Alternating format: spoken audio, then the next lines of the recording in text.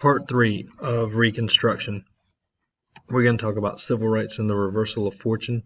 In 1875, toward the end of Reconstruction, Congress passes the Civil Rights Act of 1875, and it states that every citizen of every race and color would have full and equal enjoyment of restaurants, hotels, trains, and all public facilities.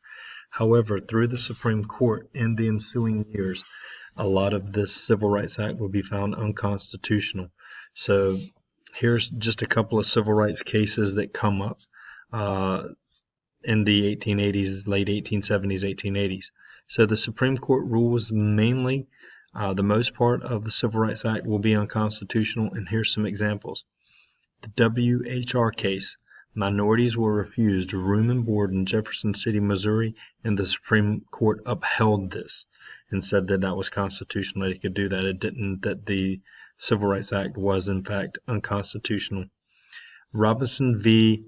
Memphis and Charleston Railroad. Sally Robinson, a young African American, was made to ride in a second-class car on a train from Tennessee to Virginia, although she had paid for a first-class ticket, and the Supreme Court upheld the decision, saying that that was constitutional.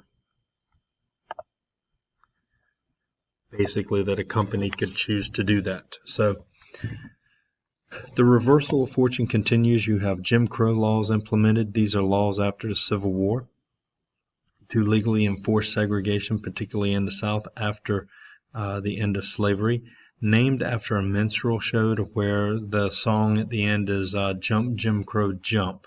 And so that's how it got its name, from a show. We need to know what disenfranchisement means. That means to deprive someone of the right to vote. Poll taxes basically require citizens of a state to pay a special tax in order to vote. A grandfather clause, and this was enacted because a lot of poor white families could not read or write after the Civil War. So this is a clause in the registration laws allowing people who did not meet registration requirements to vote if they had an ancestor who voted before 1867. This is important because African Americans will not gain the right to vote until 1870. So before ex-slaves received the right to vote, as you see. Literacy tests. These are tests given to persons to prove they can read or write before being allowed to register to vote, often for African Americans in a different language. And if you passed one test as an African American, like in Spanish, the next one they would give you on the next election will be in French or German, something of that nature. And they were usually timed. There's like 30 questions in 10 minutes, something like that. So keep in mind, your right to vote is your natural right.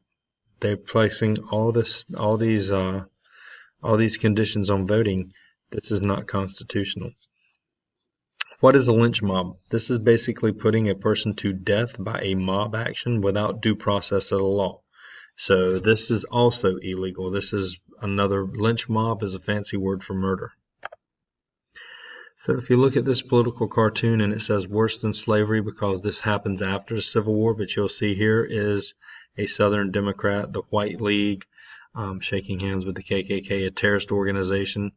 And in the middle, as you see here, is an African American family with a baby. If you check here, there's a man being hanged by a lynch mob. And over here, you'll see the schoolhouses are being burnt down as well. So, and in the middle here, I believe that is the Constitution. So, or a book.